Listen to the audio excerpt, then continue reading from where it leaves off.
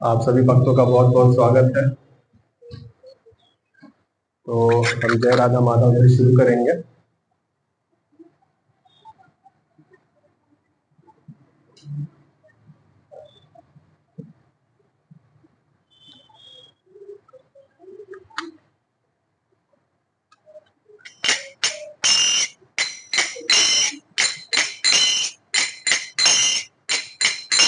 जय राधा माधव कुंज बिहारी,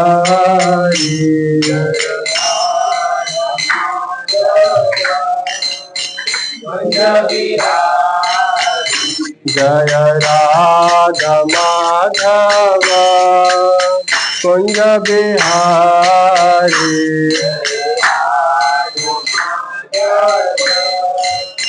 कुंज बिहारी।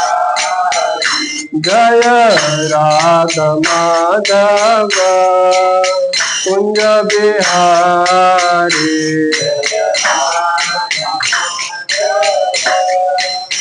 कुंज बिहारी। जय गोपी जन वल्लभ गिरिवरधारी, गोपी जन वल्लभ गिरिवरधारी।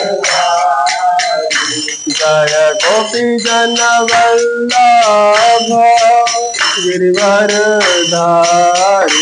गोपी जन वल्लभ गिरिवरधारी।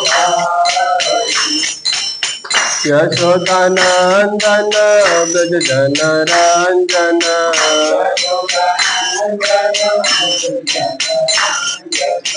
यशोदानंदन ब्रज जन रंजन,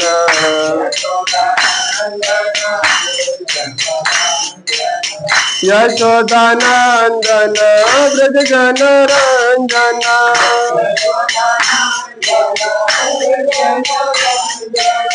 यमुना तीरा वनचारी,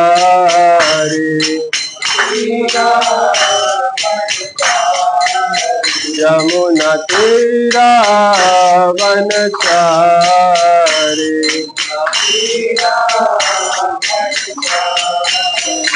जय राधा माधव कुंज बिहारी,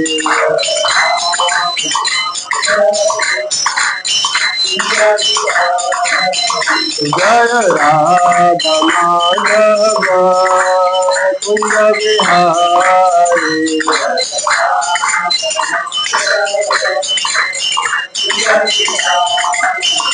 हरे कृष्णा कृष्ण कृष्ण हरे हरे, हरे राम राम राम हरे हरे। हरे कृष्णा हरे हरे, हरे राम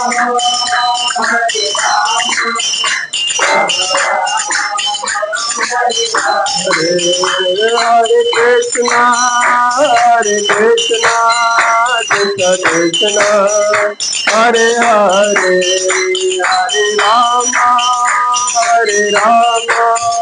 राम राम हरे हरे। हरे कृष्णा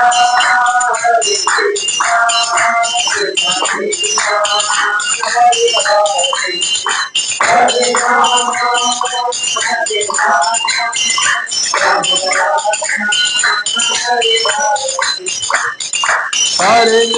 हरे कृष्णा कृष्ण कृष्ण हरे हरे, हरे राम राम हरे हरे।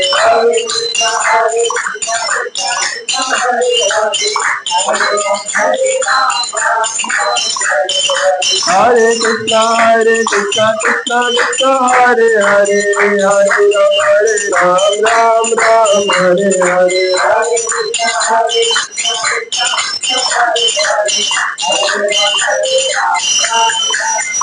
हरे कृष्णा हरे कृष्णा कृष्ण कृष्ण हरे हरे, हरे राम राम राम हरे हरे हरे कृष्णा हरे कृष्णा कृष्णा कृष्णा हरे हरे हरे राम हरे राम राम राम हरे हरे जय जगन्नाथ बलदेवा सुभद्रमय जय सुदर्शना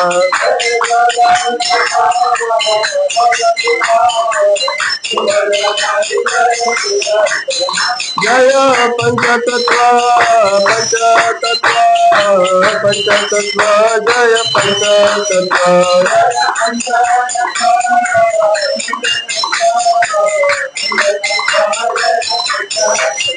जय गौरनिता गौरनिता गौरनिता जय गौरनिता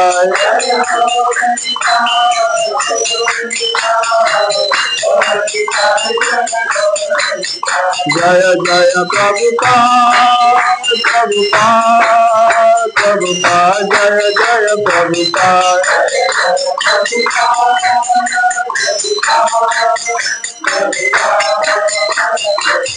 जय जय गुरुदेव गुरुदेव गुरुदेव जय जय गुरुदेव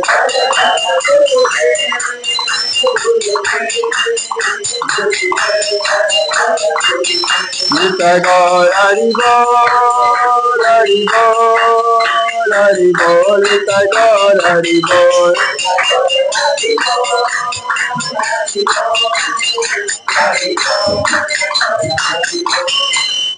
हरिनाम संकीर्तन की श्रील प्रभुपाद की ओम नमो भगवते वासुदेवाय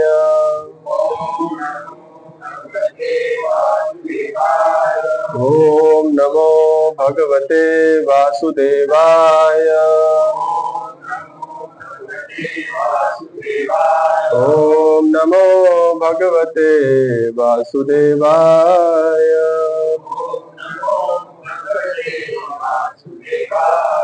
ओम अज्ञानतिमिरन्धस्य ज्ञानाञ्जनशलाकया चक्षुरुन्मीलितं येन तस्मै श्रीगुरुवे नमः। जय श्री कृष्ण चैतन्य प्रभु नित्यानंद श्री अद्वैत गदाधर श्रीवासादि गौर भक्त वृंद हरे कृष्णा कृष्णा कृष्णा हरे हरे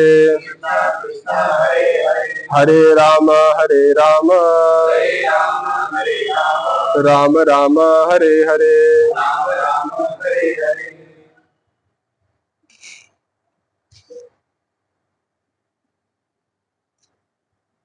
हरे कृष्णा। तो आप सभी का बहुत बहुत स्वागत है कि आप अपना कीमती समय निकाल कर लाए हैं और रविवार के दिन कहीं और भी जा सकते थे, लेकिन आपने चुना इस्कॉन देवास और उसमें भी भगवत गीता क्लास। आज बहुत ही महत्वपूर्ण दिन है, जो हमारी सीरीज चल रही है भगवत गीता की चल रही है, तो भगवत गीता के ऊपर हम चर्चा कर रहे हैं। तो आगे बढ़ने से पहले जो पहले हमने सुना समझा पिछले क्लास में, तो उसके बारे में थोड़ा चर्चा करेंगे। तो आप लोगों में से कोई भी बता सकता है कि पिछले सत्र में क्या चर्चा हुई थी?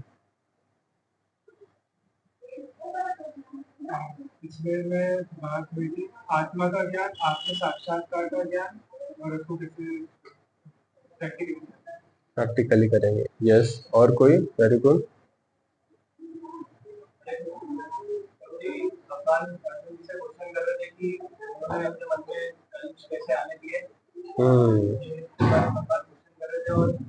तीन प्रकार बताए थे, सूर्य का एग्जांपल देके तीन प्रकार बताए थे, जिससे हम भगवान तो अलग अलग प्रकार। Very good.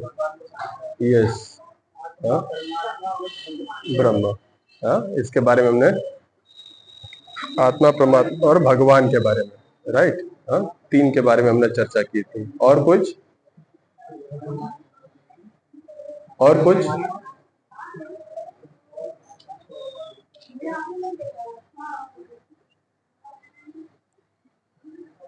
हाँ,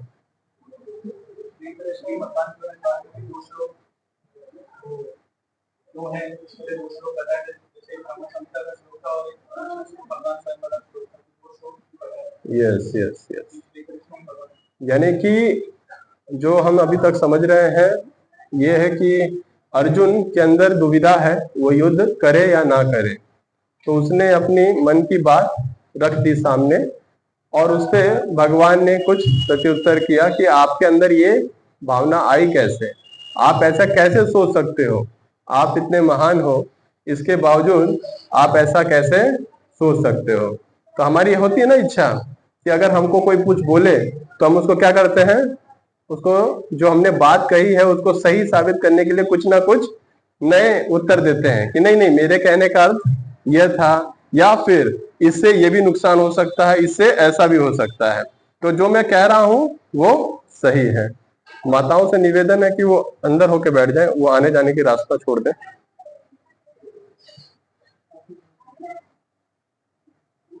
हरे कृष्णा। तो ये अर्जुन के अंदर मन में था और वो शुरू से ही कुछ ना कुछ विचार ऐसा प्रकट कर रहा है कि जिसकी वजह से मैं युद्ध ना करूं। और हमने ये भी देखा कि जितने भी उसने विचार प्रकट किए ऐसा कोई विचार नहीं था जो कि गलत था। हम भी उस स्टेज पे होते तो हम भी यही बोलते हैं, राइट?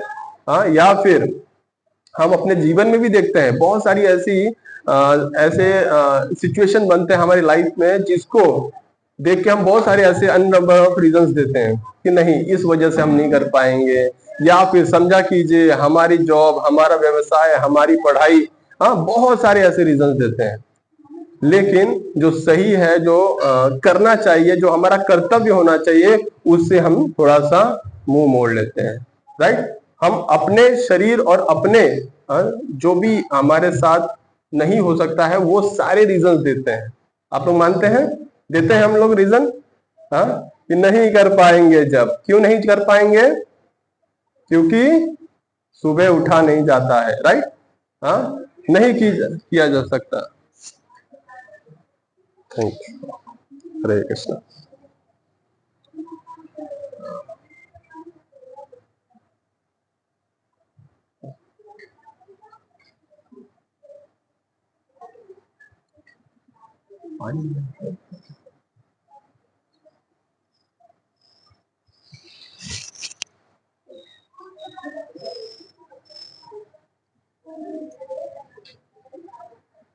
तो हम देखते हैं कि हम बहुत सारे अलग अलग प्रकार के कुछ ना कुछ रीजन देते हैं कि नहीं इस कारण से हम ये नहीं कर पाएंगे। तो वैसे ही जैसे पहले बहुत सारा कुछ प्रकट किया अर्जुन ने, उसके बाद भगवान ने बोला कि ऐसे आपके अंदर कैसे ये कलमश आ सकता है, आप तो बहुत महान हो, आप कैसे, आपके अंदर ये सब दुविधाएं आ सकती हैं। तो उन्होंने फिर से कुछ रीजन दिए कि भगवान ये कारण है। अब मैं आपको ना आखिरी वाला बताता हूं। अभी तक तो मैं छोटे मोटे दे रहा था आपको उदाहरण, लेकिन अभी आपको मैं एकदम परफेक्ट आंसर देता हूं इस बार। तो जिस किसी के पास भगवत गीता है वो खोल सकते हैं और जो दूसरे अध्याय का 4वां जो श्लोक है उसे हम पढ़ेंगे। अर्जुन वाच कथम भीष्मं अहं संख्ये द्रोणं च मधुसूदन इषुभिः प्रतियोत्स्यामि पूजा अहरम अरिसूदन कथम भीष्म अहम संख्ये कथम भीष्म अहम संख्ये द्रोणं च मधुसूदन द्रोणं च मधुसूदनम् इषुभिः प्रतियोत्स्यामि पूजार्हावर्षि अवर्षि सूदन पूजार्हावारि सूदन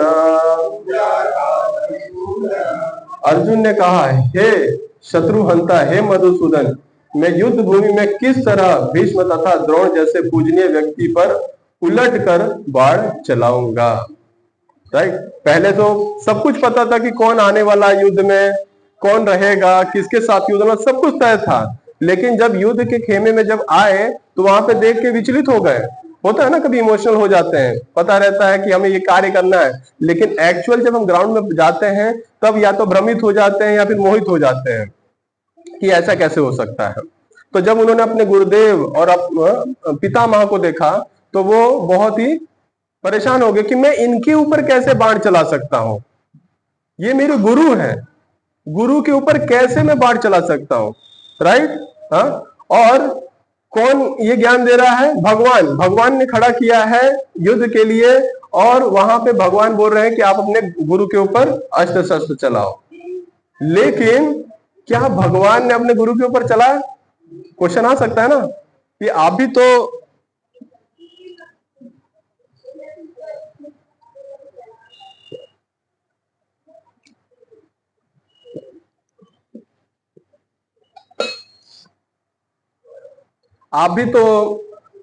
अपने गुरु को मार सकते थे।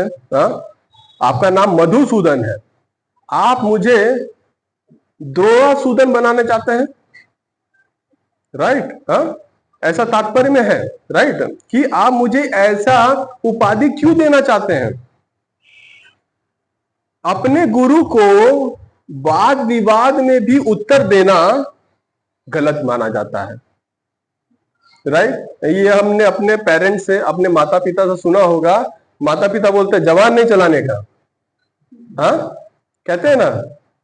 क्यों कहते हैं? क्योंकि वो एक शिष्टाचार सिखाते हैं हमें कि जो बड़ा व्यक्ति है, जो घर में बड़ा है, जो बुजुर्ग है, उसके साथ हम वाद विवाद तक नहीं कर सकते हैं। और यहां पर तो मारने की बात आ गई है। तो भगवान अर्जुन पूछ रहे हैं कि क्या आप चाहते हैं कि मैं अपने गुरु को मार के वो उपाधि लूं? आपने क्यों नहीं अपने नाना जी का वध किया, या फिर जो भी, क्योंकि उनके भी रिश्ते में थे, मेरे भी रिश्ते में है। द्रोणाचार्य, भीष्म मेरे गुरु है, आपके गुरु सांदीपनी थे, आपने उनको क्यों नहीं मारा? राइट, जब आप नहीं मार सकते तो मुझे ये क्यों कार्य करने के लिए आप बोल रहे हैं? तो कितना परफेक्ट लॉजिक है। कोई भी बोलेगा यस, ये पॉइंट आपने जो बोला एकदम सही, अब मुझे लगता है अब चेकमेट हो चुका है। लेकिन वो किनके सामने प्रस्तुत कर रहे हैं? भगवान के सामने। और भगवान कैसे हैं? जो भी आप कोई भी परमुटेशन, कॉम्बिनेशन कुछ भी लगा लीजिए, उनके पास हर चीज का आंसर है, हर चीज का तोड़ है। हिरण्यकशिपु ने कितना दिमाग लगाया था, धरती पे नहीं मरूंगा, आकाश में नहीं मरूंगा, सुबह नहीं मरूंगा, शाम को नहीं मरूंगा, इंसान से नहीं मरूंगा, राक्षसों से नहीं मरूंगा। और सोचिए कैसा शरीर धारण किया भगवान ने। ये लो, परफेक्ट कॉम्बिनेशन।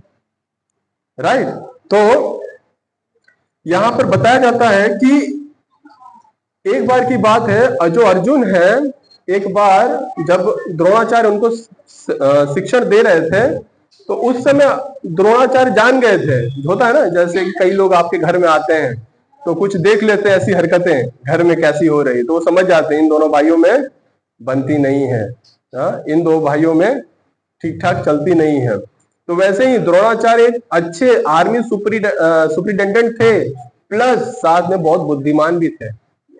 वो जान गए थे कि आज नहीं तो कल इन दोनों भाइयों के बीच में युद्ध होने ही वाली है।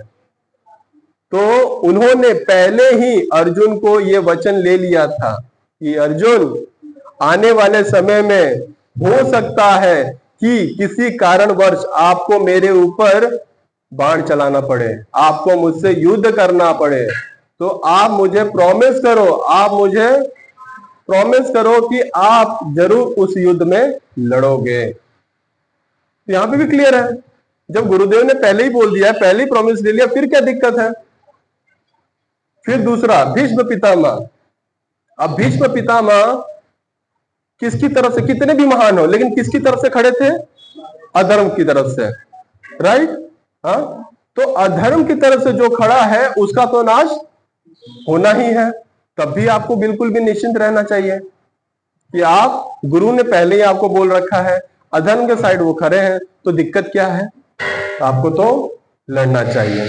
तो यहाँ पे बताया जाता है कि गुरु और द्रोणाचार्य और भीष्म पितामह, ये दोनों से ऐसे सिचुएशन थे जहां पे आप इजीली उनसे युद्ध कर सकते थे, कोई दिक्कत नहीं थी। लेकिन फिर भी अर्जुन ने ये सामने दृष्टांत रखा कि आप कैसे बोल सकते हो कि मैं अपने गुरु और अपने रिश्तेदारों, अपने दादा हैं, उनके ऊपर बाढ़ चलाऊं, उनकी हत्या करूं। तो जो भीष्म पितामह है, उनसे हम एक कुछ लेसन सीख सकते हैं कि व्यक्ति कितना भी महान हो, लेकिन अगर आप अधर्म की तरफ खड़े हैं तो आपका नाश पक्का है। आप जरूर, आपका नाश होगा। ठीक है, आप कितने भी अच्छे हैं, कई लोग होते हैं ना, बोलते हैं प्रभु मैं कुछ नहीं करता हूं, लेकिन बुरी संगति वाले बच्चों के साथ रहता हूं। आप चिंता ना करें, उसका प्रभाव मेरे तक नहीं पड़ेगा, क्योंकि मैं तो पानी में तेल हूं, जो अलग ही रहता हूं। लेकिन आप जानते हैं कि अगर हम ऐसी संगतियों में रहते हैं जो खराब है, उसके अंदर रहने पर आज नहीं तो कल आप दूषित हो जाएंगे, और उसके बाद आपका अमंगल होगा ही होगा। मानते हैं आप लोग? जोर से बोल सकते हैं हरे कृष्णा। तो और दूसरा एक और देख सकते हैं, द्रोण और भीष्म इतने शक्तिशाली थे, केवल यही दो योद्धा एक बार कह देते दुर्योधन हम तेरी साइड नहीं है, हम नहीं लड़ेंगे, तो क्या दुर्योधन के अंदर इतनी हिम्मत थी कि वो बाकी योद्धाओं को लेकर रणभूमि में युद्ध कर सके? नहीं थी।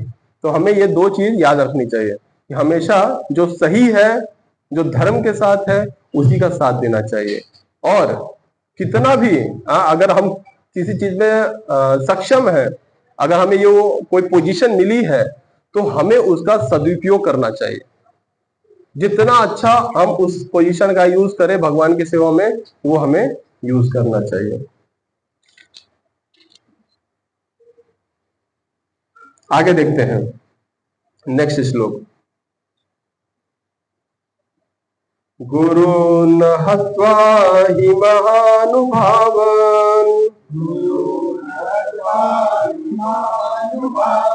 श्रेयो भुक्तो भोक्षमपि लोके हत्वा हर्त कामान् तु गुरूनिव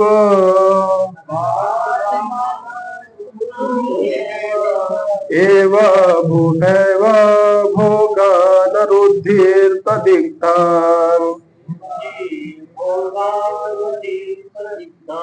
ऐसे महापुरुषों को जो मेरे गुरु हैं, उन्हें मारकर जीने की अपेक्षा इस संसार में भीख मांगकर खाना अच्छा है। भले ही वे सांसारिक लाभ के इच्छुक हो, किंतु है तो गुरुजन ही। यदि उनका वध होता है तो हमारे द्वारा भोग्य प्रत्येक वस्तु उनके रक्त से सनी होगी। कितना अच्छा बताया फिर से कि भले ही हम ये युद्ध कर ले, जीत भी जाएं, क्या फायदा? जब जब हम जीते, जब जब हम उस भोग को भोगेंगे तो हमें याद आएगा कि ये भोग किसकी वजह से है। ये अपने गुरुजन, अपने पितामह के मृत्यु को पाने के बाद हमने ये भोग भोगा है। इससे बड़ा दुख का बात क्या होगा हमारे लिए, राइट? तो ये अर्जुन प्रस्तुत करना चाहते हैं उनके सामने, भगवान के सामने, और कहते हैं कि अगर ऐसा कुछ करना पड़ रहा है तो इससे अच्छा क्या करना होगा? मुझे भीख मांगना होगा। ऐसी हमें चाहिए नहीं, मैं भीख मांग के ही चला लूंगा। सोचिए यहां तक भी आ गए हैं। भीख मांगना यानी कि क्षत्रिय के लिए सबसे बड़ा अपयश है, राइट? कि आप ऐसे कार्य कर रहे हैं। लेकिन अर्जुन, आप ये मत समझिए कि अर्जुन डर गया है या बहुत मोहित हो गया, नहीं। करुणावश, कृपावश ये सब बातें उनके मुख से ये निकल रही है, राइट? उसके बाद फिर आगे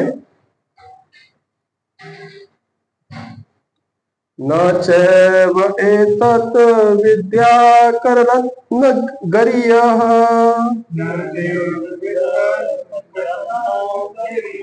यत्वा जमे यदि वा न जयेयुः ज्ञानैव हत्वा न जिजीविषाम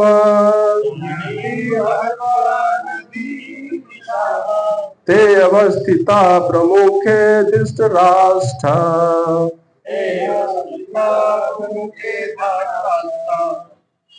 हम यह भी नहीं जानते कि हमारे लिए क्या श्रेष्ठ है, उनको जीतना या उनके द्वारा जीते जाना। यदि हम धृतराष्ट्र के पुत्रों का वध कर देते हैं तो हमें जीवित रहने की आवश्यकता नहीं है, फिर भी वे युद्ध भूमि में हमारे समक्ष खड़े हैं। तो अर्जुन के समक्ष यह समझ नहीं आ रहा था करे तो करे क्या, कि अगर हम लड़ते हैं, अगर युद्ध करते हैं तो कितना सारा रक्त बहेगा इस युद्ध में।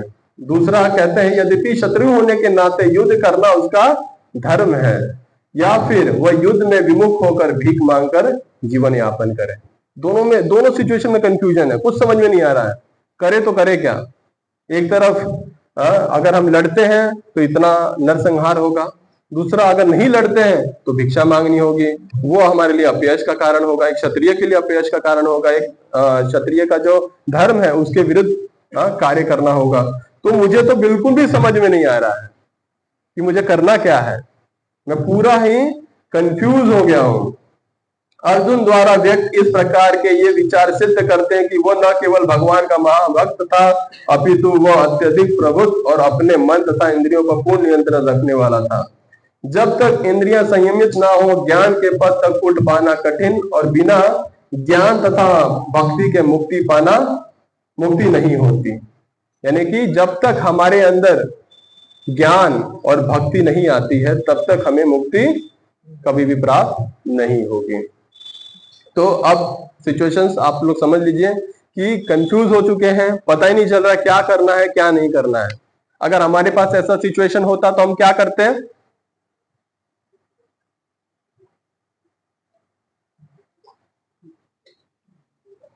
क्या कंफ्यूज अर्जुन भी हो चुके हैं, लेकिन हम क्या करते कंफ्यूज होने के बाद? नहीं, ये सिचुएशन बन चुकी है, अब कंफ्यूज हो चुके हैं, करें तो करें क्या? या तो रक्त बहाएं या फिर हम भिक्षा मांगे, राइट?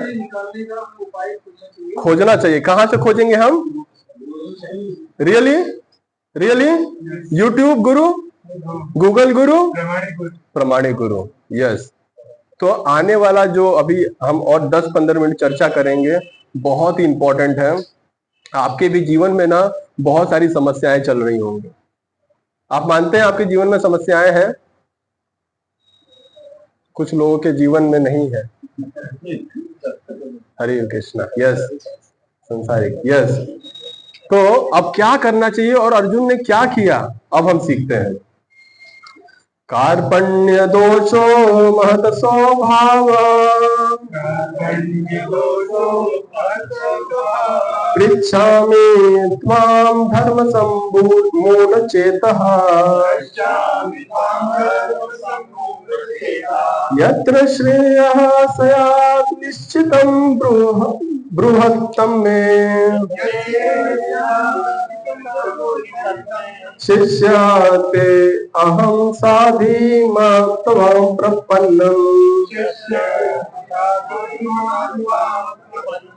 अब मैं अपनी करुण दुर्बलता के कारण अपना कर्तव्य भूल गया हूँ और सारा धैर्य खो चुका हूँ। ऐसी अवस्था में मैं आपसे पूछ रहा हूँ कि मेरे लिए श्रेयस्कर हो उसे निश्चित रूप से बताएं।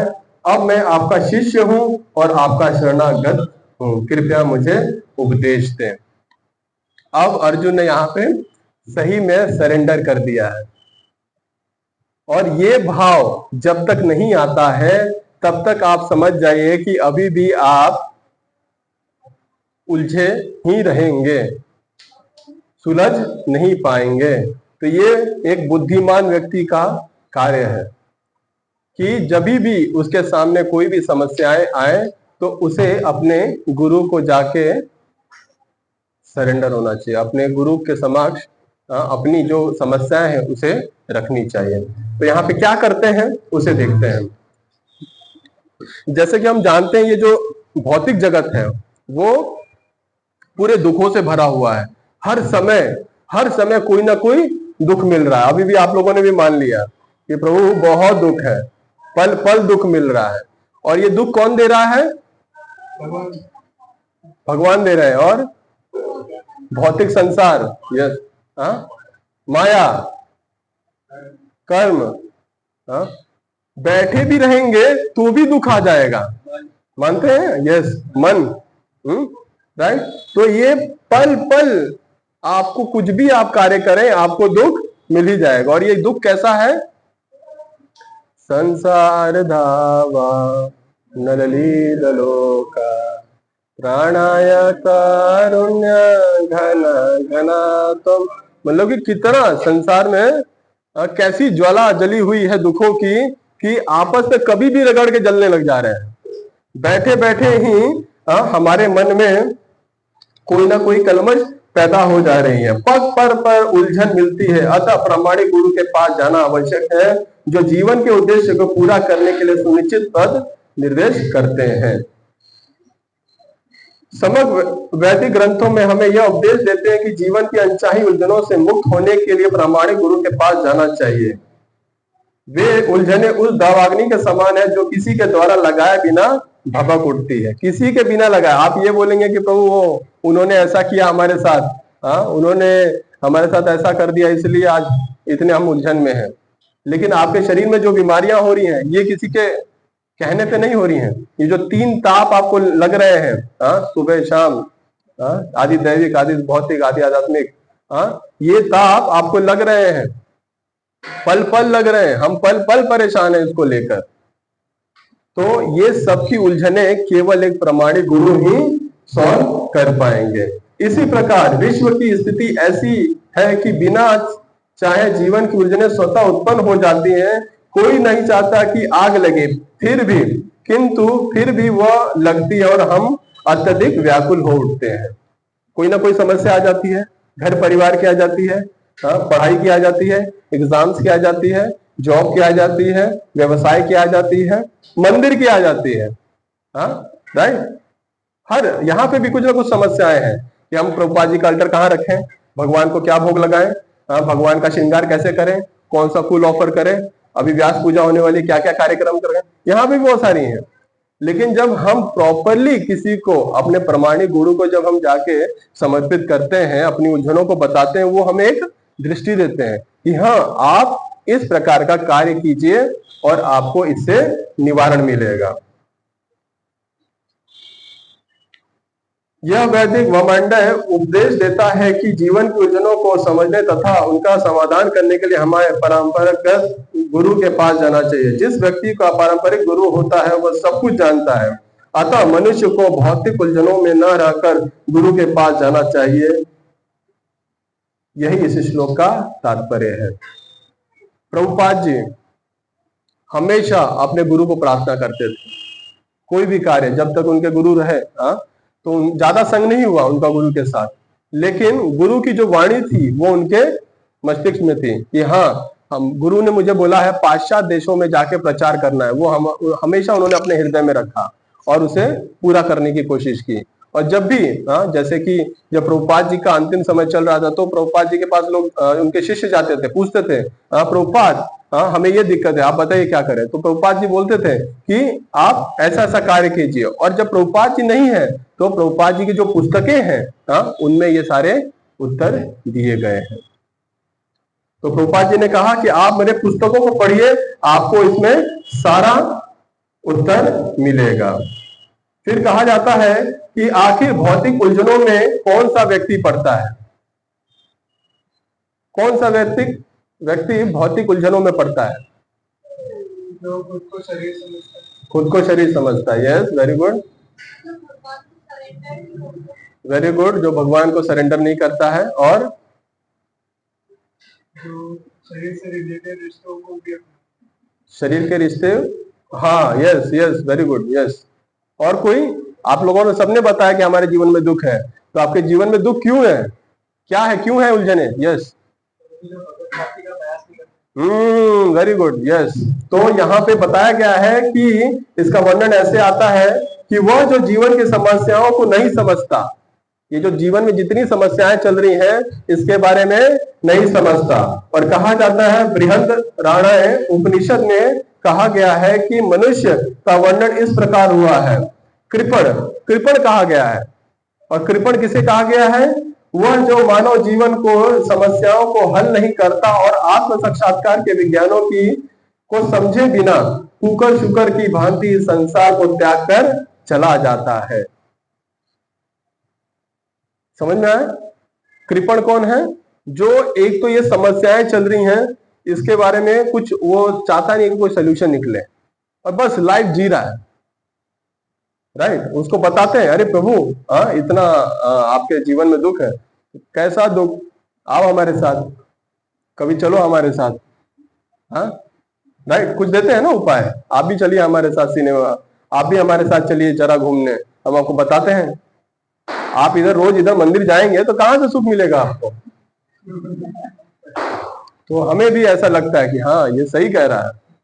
मैंने इसकी फोटोज वीडियो सब देखे और सब में ये आनंदित दिखाई दे रहा है। तो एक बार की बात है, मैं हिज होलीनेस राधा गोविंद महाराज जी का लेक्चर सुन रहा था। उसमें बता रहे थे महाराज कि जब अंतिम संस्कार होता है व्यक्ति का, तो गाड़ी पे कई लोग जुलूस निकालते हुए लेके जाते हैं मृत शरीर का, और बहुत बाजों के साथ और नगाड़ों के साथ उनको लेके जाया जाता है। तो ये कोई अच्छा कार्य नहीं है। वो उस व्यक्ति की क्या गति हो गई है, किधर चला गया है, हमको नहीं पता। मान लीजिए कि वो नरक में चला गया है और वो देख रहा है, या फिर उसको यमदूत मार रहे हैं, वो देख रहा है, और नीचे क्या देख रहा है? देखो, ये सब नाच कूद रहे हैं, तो कैसा लगेगा उससे, राइट। तो ये हमारा दुर्भाग्य है कि हमको पता ही नहीं है कि अंतिम संस्कार किस पद्धति से करना चाहिए। अंतिम संस्कार का अर्थ यही है कि अंत काल में हमें उनको ऐसा स्मरण कराना है ताकि वो भगवान के धाम में चले जाएं। हमको इस प्रकार से उनकी चेतना को डेवलप करना है ताकि निरंतर उनके ध्यान में भगवान रहे। मृत्यु कभी भी आ सकती है, जैसे कि कई बार मैं एग्जांपल देता हूं आप लोग को। गुरु गोपाल छोटा सा बालक, चैतन्य महाप्रभु उनको मिल गए। चैतन्य महाप्रभु मल त्याग कर जा रहे थे और उन्होंने अपने जीवा को ऐसे दबा लिया। क्यों दबाया? क्योंकि मल त्यागे हैं तो कुछ, क्योंकि वो निरंतर हरि नाम किया करते थे, तो बोले कि इस समय सही अवस्था नहीं है। तो गोपाल ने देखा, गोपाल बालक ने कहा कि महाप्रभु, ये आपने जीवा को क्यों दबा के रखा हुआ है? तो बोले, बालक तुम समझ नहीं रहे हो, अभी मैं वैसी अवस्था में नहीं हूं कि मैं भगवान का नाम ले सकूं, इसीलिए मैं अपनी जीवन को दबा के रखा हुआ है। तो आप बोलते हैं, महाप्रभु आपको पता है आपकी मृत्यु कब आएगी? तो उन्होंने बोला, नहीं, मुझे नहीं पता। तो फिर आपने हरिनाम क्यों बंद कर दिया है? आपको तो निरंतर नाम लेते रहना चाहिए। हरे कृष्णा कृष्णा कृष्णा हरे हरे, हरे राम राम राम हरे हरे। तो महाप्रभु ने बोला कि यस, आपने ये बात बिल्कुल सही कही, और आपका नाम क्या है? गोपाल। तो आप गोपाल नहीं, आप है गुरु गोपाल। तो इस प्रकार के लोग जो जीवन को व्यर्थ ही गवा देते हैं, अलग अलग व्यवहार को कर कर, अलग अलग चीजों को कर कर, अलग अलग चीजें निकली हुई हैं। गौरक्षण के लिए कोई सेवा नहीं निकली, और उसके लिए लोग ज्यादा मोटिवेट नहीं होते हैं। लेकिन अगर आप किसी कुत्तों को मार दें तो उसके लिए एक संस्था है। आप कुत्तों को पकड़ के लेके नहीं जा सकते, उसके लिए भी एक संस्था है। लोग आ जाते हैं कि क्यों आप कुत्तों को इतना प्रताड़ित कर रहे हैं, राइट। तो ये जो कुकर शुकर की जो जीवन है, इससे हमें उबरना चाहिए, बाहर निकलना चाहिए। ये तभी पॉसिबल है जब हम भक्ति करेंगे, हाँ, जब आत्म साक्षात्कार के बारे में सोचेंगे। जीव के लिए यह मनुष्य जीवन अत्यंत मूल्यवान निधि है, जिसका उपयोग वो अपने जीवन की समस्याओं को हल करने में कर सकता है। अतः जो इस अवसर का लाभ नहीं उठाता वो कृपण है। एक मनुष्य शरीर ही है जिसके बाद जब आप सब ये सब कुछ सोच सकते हैं, करताल बजा सकते हैं, मृदंग बजा सकते हैं, भागवतम कर सकते हैं, पाठ कर सकते हैं, इससे भी ज्यादा किसी कोई मेरे को बोल रहा था, कहता है एक मनुष्य शरीर में ही आप कंठी माला धारण कर सकते हैं। कंठी माला का एग्जाम्पल आ रहा था तो कह रहे थे कि कंठी माला हमें धारण करना चाहिए। तो बोले कि यही जीवन है, यही शरीर है जिसपे कंठी माला पहन सकते हैं आप। और किसी शरीर में देखिए कंठी माला दिखती है आपको? नहीं। तो इस मनुष्य शरीर का हमें सदुपयोग करना है। ब्राह्मण इसके विपरीत होता है, जो इस शरीर का उपयोग जीवन की समस्त समस्याओं को हल करने में करता है। देहात्म बुद्धि वश कृपण व कंजूस लोग अपना सारा समय परिवार, समाज, देश आदि के अत्यधिक प्रेम में गवा देते हैं। देहात्म बुद्धि, हाँ, जैसे प्रभु जी ने बताया देहात्म बुद्धि के बारे में, शरीर पे ही जीता है वो। ये मेरी माता, ये मेरे पिता, ये सुखी, सब सुखी, इनके बारे में ही सोचता है। लेकिन इनके बारे में भी कुछ अच्छा नहीं सोच पाता है, केवल सुख सुविधाएं ही देने का प्रयास करता है। वो सोचता है कि शायद मैं कुछ अच्छी फैसिलिटी दे दूं। हाँ, अभी पैदल चल रहे थे, मोटरसाइकिल दे दूं, मोटरसाइकिल है, 4 व्हीलर दे दूं, 4 व्हीलर है तो एक ड्राइवर दे दूं, घर दे दूं, बंगला दे दूं। लेकिन अभी भी उसके मनुष्य जीवन की जो परेशानियां हैं उसका समाधान नहीं हुआ है। देश के प्रति, हाँ, देश के प्रति ही केवल आसक्त हो जाना, लेकिन इन गतिविधियों जो मनुष्य का परम जो कर्तव्य है उसको अगर छोड़ के हम केवल देश के प्रति ही लग गए तो फिर भी मनुष्य जीवन व्यर्थ हो जाएगा। आपको देश की सेवा करनी है, लेकिन साथ ही साथ क्या करना है, जो आपके परम जो कर्तव्य है उसको भी नहीं भूलना है, उसको भी साथ में लेकर चलना है। देहात्म बुद्धि व कृपण या कंजूस अपना सारा समय परिवार, समाज आदि के अत्यधिक प्रेम में गवा देता है। मनुष्य प्राय चर्म रोग के आधार पर अपने पारिवारिक जीवन अर्थात पत्नी, बच्चों तथा परिजनों में आसक्त रहता है। कृपण यह सोचता है कि वह अपने परिवार की मृत्यु से बचा सकता है, अथवा वह यह सोचता है कि उसका परिवार या समाज उसे मृत्यु से बचा लेगा। लगता है ना, हम नहीं रहेंगे तो कौन देखेगा घर वालों को। कितने अनाथ बच्चे हैं, हाँ, कितने ऐसे पेरेंट्स हैं जिनके बच्चे नहीं रहे लेकिन फिर भी वो जी रहे हैं। हाँ, इवन जो एक बच्चा है जो जानवर बच्चा देता है वो भी अकेला पड़ जाता है, लेकिन वो भी बड़ा हो जाता है। तो केवल अगर हम इसी लेवल पर सोचते रह गए, इसी स्तर पर सोचते रह गए कि केवल मैं, मेरा परिवार, और उसके साथ अगर आपने ये आत्म साक्षात्कार का विज्ञान उसको नहीं दिया तो फिर कोई लाभ नहीं।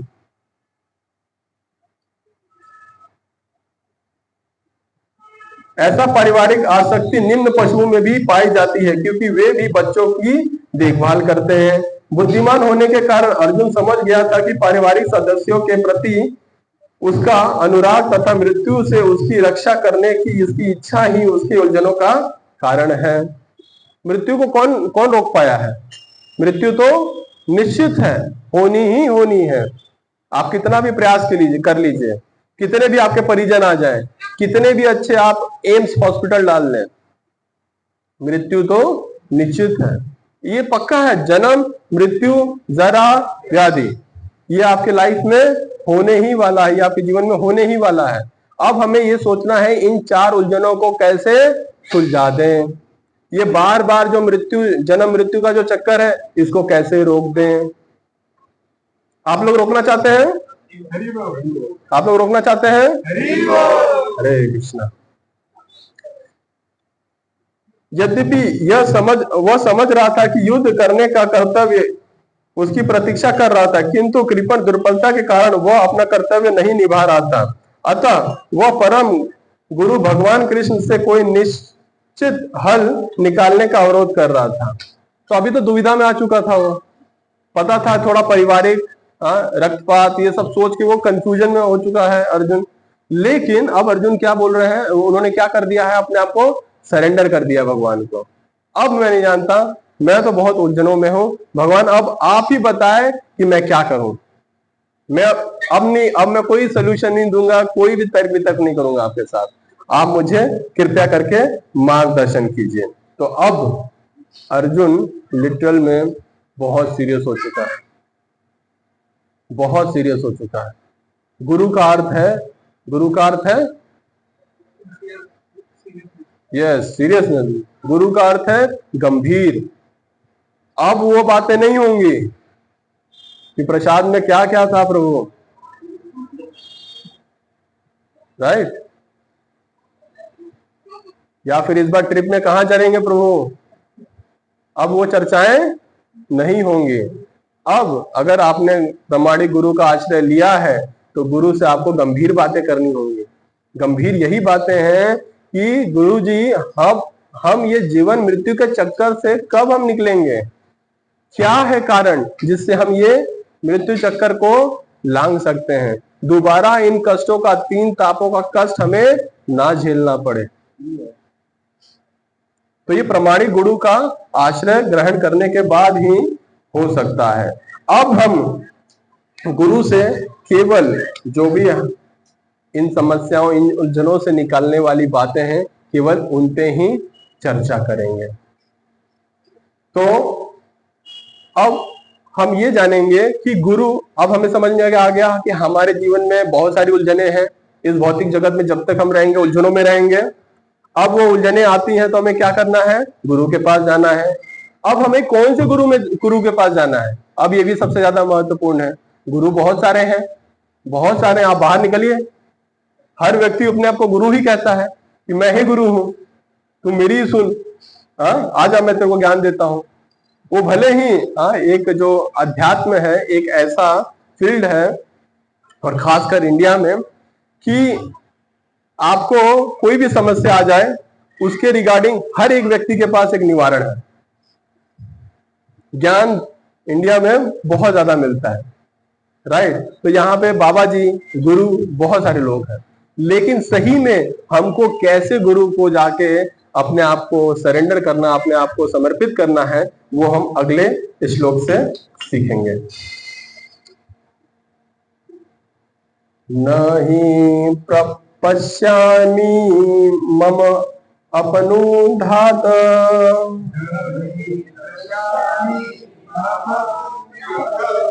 यत शोकम उच्छोषणम इंद्रियाणाम्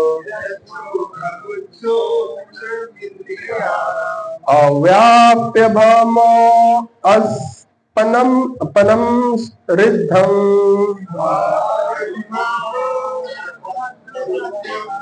राज्यम सुराणाम अपि च अधिपयक्तम्।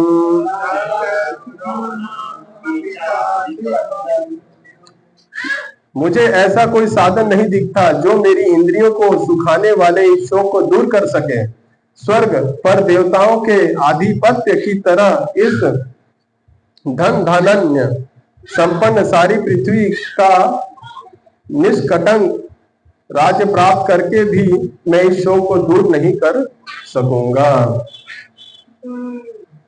ठीक है, तो यहाँ पे जो अर्जुन है वो ये बता रहे हैं कि मेरे जीवन में कितना भी मीन्स सुख आ जाए, कितने भी धन आ जाए हमारे पास, कभी इन उलझनों को मैं दूर नहीं कर पाऊंगा। यद्यपि अर्जुन धर्म तथा सदाचार के नियमों पर आधारित अनेक तर्क प्रस्तुत करता है, किंतु ऐसा प्रतीत होता है कि वो अपने गुरु भगवान श्री कृष्ण की सहायता के बिना अपनी असली समस्या को हल नहीं कर पा रहा है। बहुत सारे तर्क रखे, उलझनों में गए, लेकिन उससे समझ में आ रहा था कितना भी मैं बोलूं लेकिन उससे बाहर नहीं निकल पा रहा हूं। वो जानते हैं कि सारी सुख सुविधाएं भी आ जाएंगी मेरे पास, सब कुछ धन आ जाएगा, तो भी मैं समस्याओं को सुलझा नहीं पाऊंगा। तो कहा जाता है कि देखते हैं कि हम चाहते हैं कि हमारा जो देश है या फिर हमारे जो राज्य है वो विकसित हो जाए। विकसित हो जाएंगे तो ये जो समस्याएं हैं वो खत्म हो जाएंगी। लेकिन ऐसे कितने राज्य हैं कितने देश हैं, कितनी ऐसी सिटी हैं जहां पे बहुत ज्यादा सुख सुविधाएं हैं। आप लोग जानते होंगे, सिटीज के नाम भी लेने की जरूरत नहीं है, आप लोग की ड्रीम सिटीज भी हो सकती हैं वो, राइट। हाँ, लेकिन क्या वहां पे भी ये सब समस्याएं नहीं है? क्या वहां पे जन्म मृत्यु जरा व्याधि नहीं है? है। तो यहाँ पे अर्जुन यही कह रहे हैं कि भगवान आप मुझे बताएं, क्योंकि वो डिक्लेयर कर रहे हैं कि कुछ भी हो जाए, इतनी भी सुख सुविधाएं आ जाए, तब भी मैं ये जो मेरी उलझन है उसको मैं सुलझा नहीं पाऊंगा। और कहा जाता है कि जो शिक्षण ज्ञान विद्वता उच्च पद, ये सब जीवन की समस्याओं को हल करने में व्यर्थ है। यानी कि कितना भी हमारे पास ज्ञान आ जाए, कितने भी हम विद्वान हो जाए, या फिर कितने भी उच्च पद पे चले जाए, क्या ये चार चीजें नहीं होंगी हमारे साथ? जन्म मृत्यु जरा व्याधि नहीं आएंगे? देश के किसी भी बड़े व्यक्ति को देख लीजिए, क्या वो इन चार चीजों से नहीं जूझ रहा है? जिसके पास बहुत धन है, क्या वो इन चार चीजों से नहीं जूझ रहा है? तो ये आनी ही आनी है। तो अब क्या किया जाए, किस गुरु के पास जाया जाए, अब हम समझते हैं।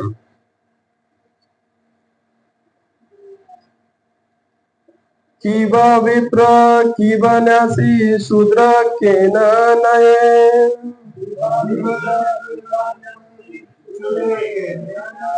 किवा विप्र किवा न्यासी शूद्र के नये, यही कृष्ण तत्ववेता से ही गुरु है, यही कृष्ण तत्ववेता से ही गुरु है। कोई व्यक्ति चाहे वो विप्र हो, निम्न जाति में जन्मा हो, जन्म शुद्ध हो, या सन्यासी या कि सन्यासी, यदि वह कृष्ण के विज्ञान में दक्ष है तो वह यथार्थ प्रामाणिक गुरु है। चैतन्य चरितामृत का श्लोक है ये, उसमें बताया गया है, रेफरेंस लिया गया है। यानी कि कोई किसी भी जात में, किसी भी जात में उसका जन्म हुआ है, उससे कुछ फर्क नहीं पड़ता है, चाहे वो शूद्र ही क्यों ना हो, लेकिन अगर वो 100% उसने अपने आप को कृष्ण को समर्पण कर दिया है, तो वो व्यक्ति गुरु बनाने योग्य है, गुरु बनने योग्य। तो एक श्लोक आता है, मुखम करोति वाचालम पंगुम लंघयते गिरिम यत् कृपातम हम वंदे श्री गुरुम दीनतारिणम। पंगुम लंघयते गिरिम, यानी कि जो कहा जाता है कि जो अगर गुरु की कृपा है तो गूंगा भी बोलने लग जाएगा और लंगड़ा भी पहाड़ पार कर जाएगा, अगर गुरु की कृपा हमारे ऊपर है तो।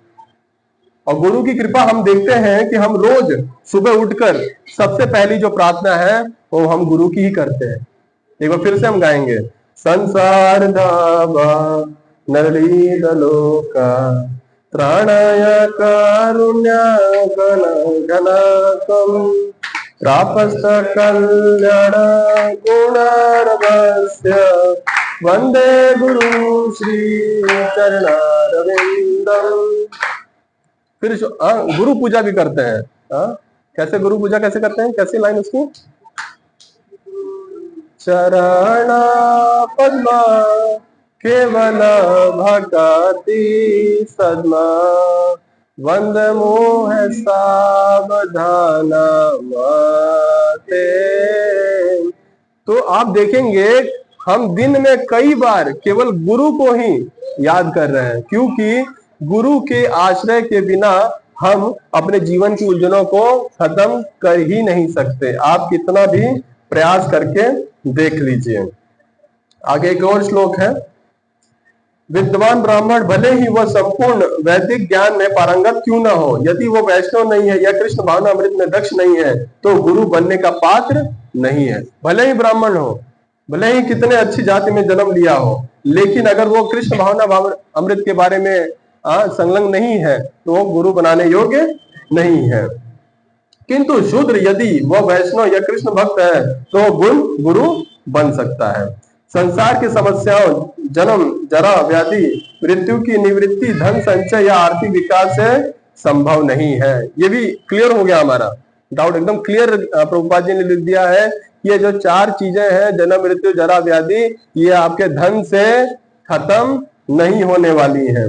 वे विभिन्न साधनों में शांति खोजते हैं, किंतु वास्तविक सुख उन्हें तभी मिल पाता है जब वे कृष्ण भावना अमृत में युक्त कृष्ण के प्रामाणिक प्रतिनिधि के माध्यम से कृष्ण अथवा कृष्ण तत्व पूरक भगवत गीता तथा श्रीमद् भागवत के परामर्श को ग्रहण करते हैं।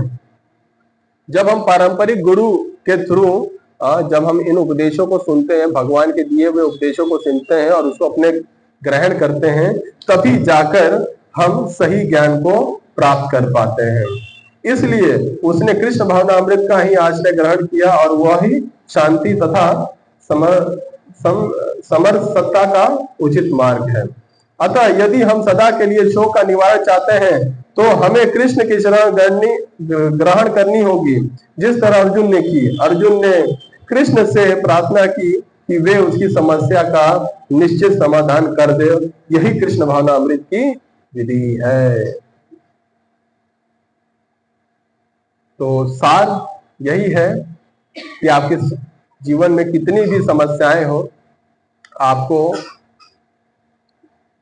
अपने गुरु के पास जाके, पारंपरिक जो गुरु है, प्रामाणिक जो गुरु है, उनको जाके अपनी समस्याओं को बताना है और वो समस्याएं आपकी वो सुलझा सकते हैं। उनके अलावा कोई भी नहीं है। तो एक भजन है,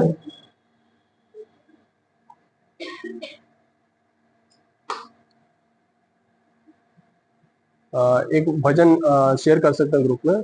गुरुदेव कृपा बिंदु दिया।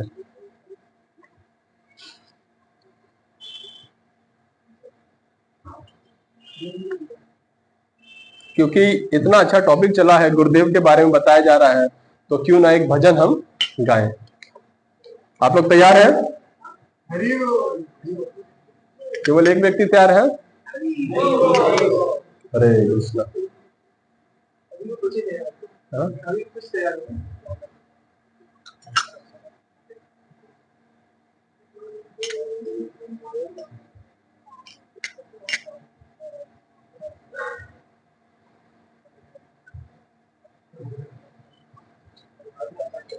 गुरुदेव कृपा बिंदु दिया।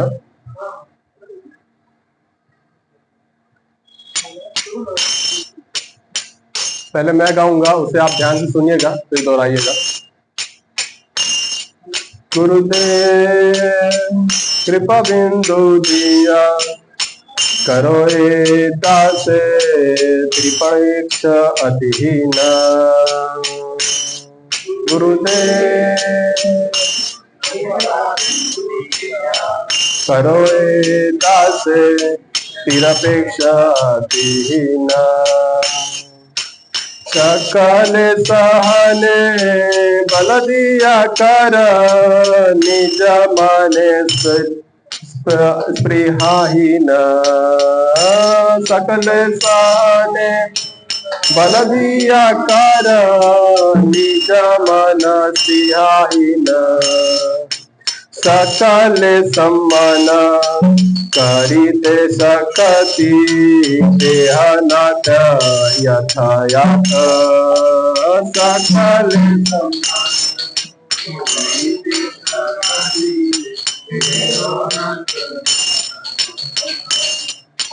तब तो गाइब हरि नाम सुखे, अपराध हवे हाथ।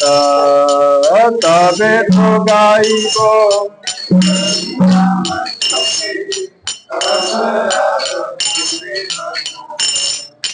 कबे है न कृपा लाभिए जन, कृतार्थ हाई देनत।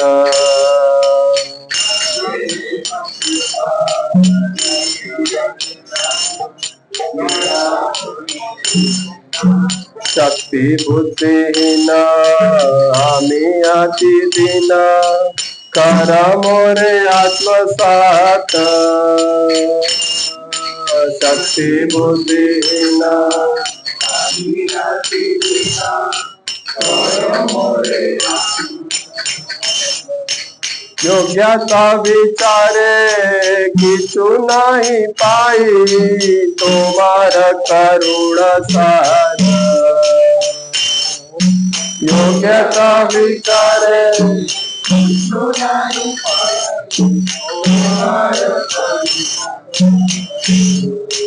करुणा हाइले कांदिया कांदिया, प्राण नर राखी बार। करुणा कांदिया कांदिया, प्राण नर राखी बार। करुणा हाइले कांदिया कांदिया, प्राण न राखी बार। करुणा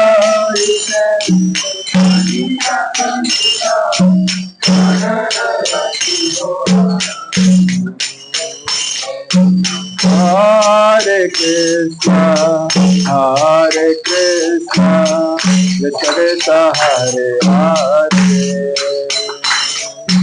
हरे राम राम राम हरे हरे।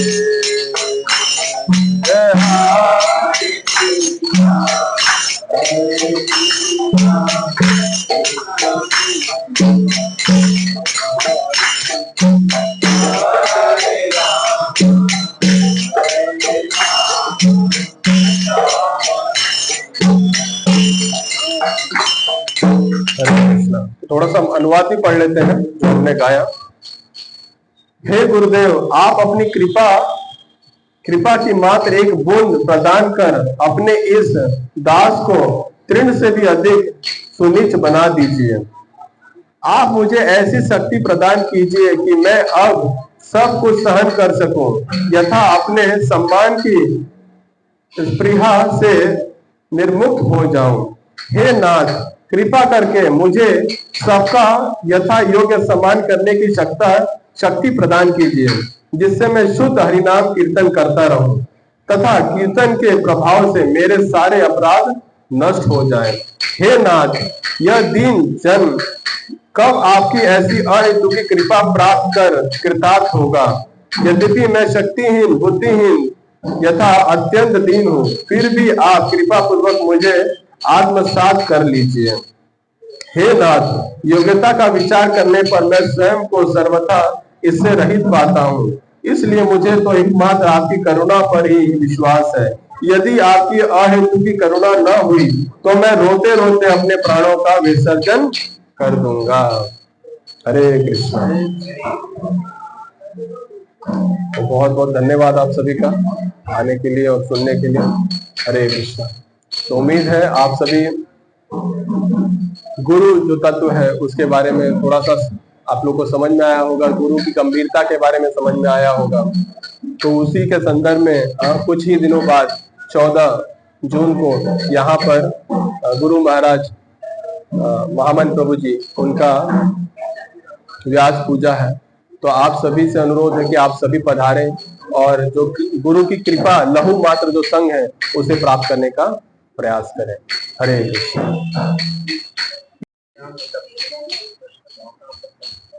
विज्ञान कृष्ण भावनामृत विज्ञान जी।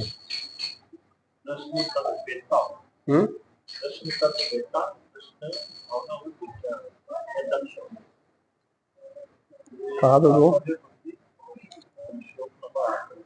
8वें में? हाँ हाँ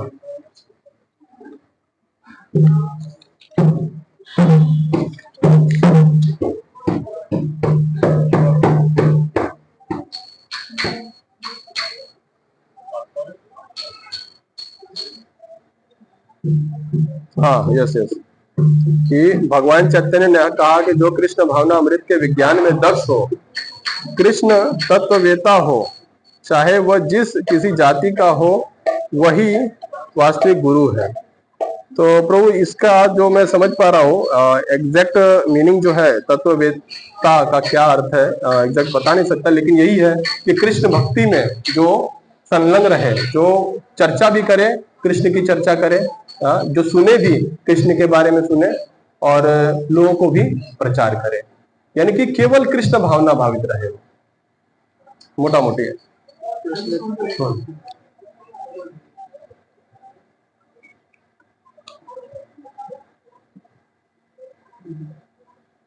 प्रभुपाद जी के ट्रांसलेशन है उसके अंदर एक तो शब्द दिया हुआ है कृपण है बोलिए कृपण का प्रभुपाद जी ने लिखा हुआ है वह व्यक्ति जो आत्म साक्षात्कार के लिए प्रयास नहीं करता या फिर भगवत भक्ति भगवत धाम की प्राप्ति के लिए प्रयास नहीं करता वो कौन है कृपण और उसके विपरीत क्रिएटिविटी करता है भगवत साक्षात्कार के लिए आत्म साक्षात्कार के लिए प्रयास करता है वो क्या है वो ब्राह्मण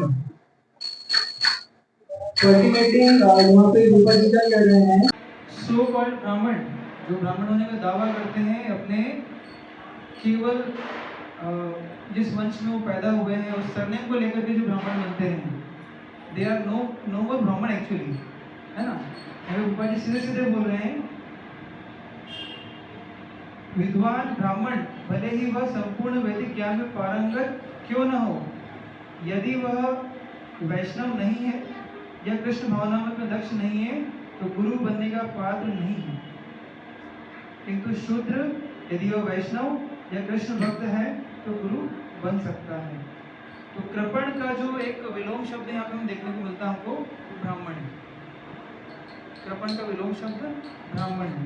तो ब्राह्मण या फिर गुरु जो कृष्ण भावना भावित व्यक्ति है या जो वैष्णव बनने का प्रयास कर रहा है वो इजीली बन सकता है।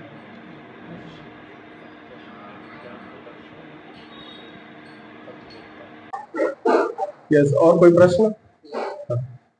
जैसे आत्मा का ज्ञान तो हमें हो जाता है कि हम शरीर नहीं आत्मा है, लेकिन आत्म साक्षात्कार की तरफ हम कैसे बढ़े कि प्रैक्टिकली उसको कैसे हम करने लग जाए? बार बार श्रवण करना चाहिए। जैसे प्रभु जी ने बताया था लास्ट लेक्चर में, बार बार श्रवण करना पड़ेगा हमें। एक बार श्रवण करने से नहीं होगा। ये ऐसा है कि बार बार निरंतर हमारे कानों में जाना चाहिए। जस्ट फॉर एग्जाम्पल आपको बताता हूँ, जैसे कि ये रूम है, इसके अंदर हम सभी बैठे हैं तो एक प्रकार की एक गैस यहाँ पे एक हॉट एयर बन चुकी है ऑक्सीजन की वजह से, कार्बन डाइऑक्साइड की वजह से।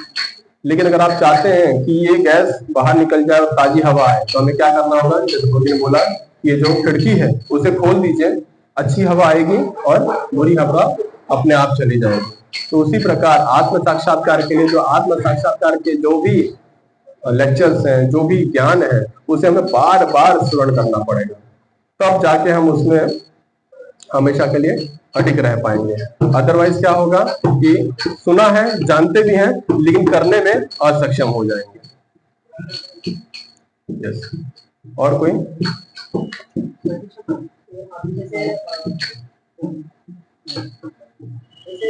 बताया आपने कि जब भक्ति करनी होती है तो जो देहात्म से जुड़े रिश्ते हैं तो उससे अलग होकर भक्ति करना चाहिए तो सही होता है। पर अभी जैसे हम भक्ति कर रहे हैं, माला कर रहे हैं विद फैमिली, क्योंकि परिवार भी है और परिवार है तो उसके कई रिश्ते भी उसको भी निभाना होता है। तो कौन सा सही रास्ता है भक्ति करने का? तो इसके लिए बहुत सारे ऐसे भागवत हैं, स्वयं भगवान ही अपनी लीला से बताते हैं। जैसे अगर आप कृष्ण लीला भी देखेंगे तो कितनी 16,108 रानियां थी, सबके लिए महल थे, सबके लिए वो उपस्थित थे और सारे जो भी गृहस्थ आश्रम के जो भी नियम कानून है सब पालन करते थे। वो भी ध्यान करते थे। तो सारा जो भी गृहस्थी का जो भी जीवन है सब कुछ अच्छे से बताते थे। तो हमारे कहने का ये अर्थ है देहात्म बुद्धि को छोड़ के, यानी कि केवल परिवार को लेकर ही रह जाना, वहीं पे अटके रह जाना वो जरूरी नहीं है। आपका परिवार है, आपने गृहस्थ आश्रम को चूज किया है, आप गृहस्थ आश्रम में है, तो आपको क्या करना है? उनका टेक केयर करना है, उनका भी लालन पोषण। जैसे कि एक चीज लेनी रह गई कि एक व्यक्ति तभी एक माता बन सकता है, एक पिता बन सकता है जब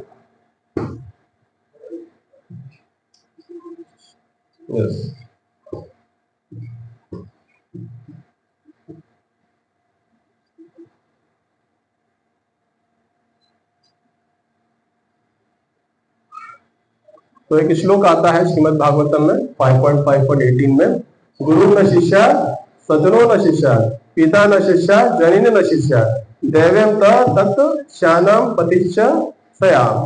न मोक्ष एध समूह पे मृत्यु, यानी कि जो हमें मृत्यु के इस बार बार चक्र से निकाल नहीं सकता, तो वो ना ही एक गुरु बनने योग्य है, ना ही पिता बनने योग्य है, न पति बनने योग्य है, न माता बनने योग्य है, ना ही देवता बनने योग्य है। ठीक है, तो आपको अगर आप घर गृहस्थी में एक पुत्र की भूमिका निभा रहे हैं, एक पति की भूमिका निभा रहे हैं, तो आपका कर्तव्य है कि मैं अपने जो भी मेरे से निकले हैं या फिर मैं जिनसे निकला हूं, तो हमारा कर्तव्य है कि हम भी उनको आत्म साक्षात्कार के बारे में बताएं, कृष्ण के विज्ञान के बारे में बताएं, कृष्ण के नाम के बारे में बताएं, गुरु की महानता के बारे में बताएं, ताकि उनका भी कल्याण हो। ठीक है, एक फेज है केवल मैं यही करूंगा देहात्म बुद्धि, वो नहीं करना है। उनको एज अ अपना कर्तव्य, हमारा जो भी हमारे रिस्पॉन्सिबिलिटीज है वो आपको निभाना है, साथ ही साथ उसके साथ आपको उनको कृष्ण भक्ति भी प्रदान करनी है। तो वो आपके ऊपर डिपेंड करेगा कि आप किस प्रकार उनको दे रहे हैं। ठीक है, प्रभुपाद जी के तात्पर्य में भागवतम में भी आया है, दो शब्द आए थे, गृहस्थ और गृहस्थ मेधी। तो उसमें ये अंतर हमें दिखता है कि गृहस्थ मतलब जो परिवार का पालन पोषण करने और भक्ति में भी, मेधी जो अपनी इंद्रिय तृप्ति कर रहा है, परिवार का पालन पोषण। तो प्रभु जी बता रहे हैं कि देहात्म बुद्धि जो हमने चर्चा की, तो देहात्म बुद्धि में केवल गृह मेधी लगा रहता है, केवल इंद्रिय सुख के लिए करता रहता है। लेकिन जो गृहस्थ है वो जानता है कि ये मेरी रिस्पॉन्सिबिलिटीज है, इसको करना है, साथ ही साथ में पहली प्रायोरिटी में भगवान के बारे में वो साक्षात्कार करवाता है। तो ये हमारा पहला कर्तव्य है। अगर आप पति बनना चाहते हैं तो पहले से तय कीजिए, ठीक है, तभी पति बनने की कोशिश करें। अगर आप गुरु बनना चाहते हैं तो पहले कृष्ण भक्ति लाइए, तभी जाके आप गुरु बनने योग्य हैं। ठीक है, और कोई? कई लोग जैसे उनका रहता है कि जब तक उनके घर में परिवार में भगवान में वगैरह सब में लगे रहते हैं, लेकिन अचानक एक डेथ हुआ, भगवान पूजा पाठ सब बंद, और अभी कुछ टाइम बाद वापस उनसे मुलाकात करें, वापस चालू करेंगे। मतलब कहने का पहले वो सब चीज़ पे आपको बताएंगे, समझाएंगे भगवान है और ये सब अपने पूर्वजन्म के कर्म है, XYZ। मतलब कहीं डिवोटी को मैंने देखा, उसके बाद उनके घर में अगर यंग बालक की अभी कोविड में कईयों के चले गए हैं, उसके बाद बिल्कुल सब XYZ होता है, मतलब भगवान वगैरह, और वही चीज़ अपने को थोड़े दिन पहले वो दे रहे हैं, ऐसी चीज़ें होती है। जबकि अपन जब सब मानते हैं, आप भी मान रहे हो चीज़ के, भाई हमको मालूम है कि नहीं ये सब पूर्व जन्म कर्म है, इसलिए मेरे पुत्र का मेरे पास 10 साल तक ही रहना था, या मेरी पुत्री मेरे पास थी, या मेरी वाइफ 45 साल ही मेरे साथ रहना थी, या उनको सब ये चीज़ अपने को बता रहे हैं, तो वो उस चीज़ को एक्सेप्ट क्यों नहीं कर पाते? जबकि वो कई लोगों को समझा रहे हैं, लेक्चर दे रहे हैं। तो या तो माया का अपन प्रभाव ज़्यादा मान सकते हैं, या क्या उसमें ही समझना चाहता हूँ जी। तो इसमें दो चीज है प्रभु, जैसे कि अगर कोई भी ऐसी घटना घटती है किसी के साथ, तो पहले तो क्या रहता है कि आदमी दुखी हो जाता है कि ऐसा क्यों हुआ है, और दुखी होना भी जरूरी है, पहली बात। जैसे कि एग्जांपल दी जाती है, जैसे एक व्यक्ति है किसी गुरु के पास पहुंचा और बोला, महाराज मैं संन्यास लेना चाहता हूँ। बोले क्यों? क्योंकि मेरी बीवी का देहांत हो गया है और मेरी आंखों से एक आंसू तक नहीं गिरे। तो बोले आप जाइए, अभी आपको समय है संन्यास लेने का। तो बोले क्या कह रहे हो गुरुदेव, एक आंसू तक नहीं गिरा, मतलब सोच लीजिए मैं कितना त्यागी हूँ। मेरे को बिल्कुल फर्क नहीं पड़ता मेरी जो वाइफ है, मेरी पत्नी है, वो रही या नहीं रही। तो उन्होंने कहा ठीक है, लेकिन आपके अंदर करुणा नहीं है, दया नहीं है, राइट? वो भी होना जरूरी था। अगर आप अभी देखेंगे रिसेंटली इस होली ने गोपाल कृष्ण महाराज, उन्होंने अपना शरीर त्यागा और वहां पे हमने अपने गुरुदेव को देखा, वो भी बिलख के रो रहे थे। तो इसका अर्थ नहीं कि वो देहात्म बुद्धि में थे, वो इसलिए रो रहे थे क्योंकि अब उनका संग नहीं मिलेगा, उनको इतना दिव्य संग नहीं मिलेगा। लेकिन ये जो माताएं रो रही हैं, परिवार रो रहा है किसी वजह से, वो इसलिए रो रहा है क्योंकि अभी भी उसके अंदर कोई शायद सुख देख रहा हो। हम कुछ अभी बता नहीं सकते, किसी के बारे में कोई कमेंट करना थोड़ा सा कठिन है। ठीक है, दुख हुआ है, कुछ दिन तक दुखी रह सकता है, और अगर ज्यादा समय तक अगर दुखी रह रहा तो अभी भी शायद उसने अभी कृष्ण का जो तत्व है, जो तत्व ज्ञान है, जो कृष्ण तत्व की बातें कर रहे हैं हम लोग, हाँ, वो शायद अभी तक वो समझा नहीं है, अभी तक उसने सही तरीके से अंदर लिया नहीं है।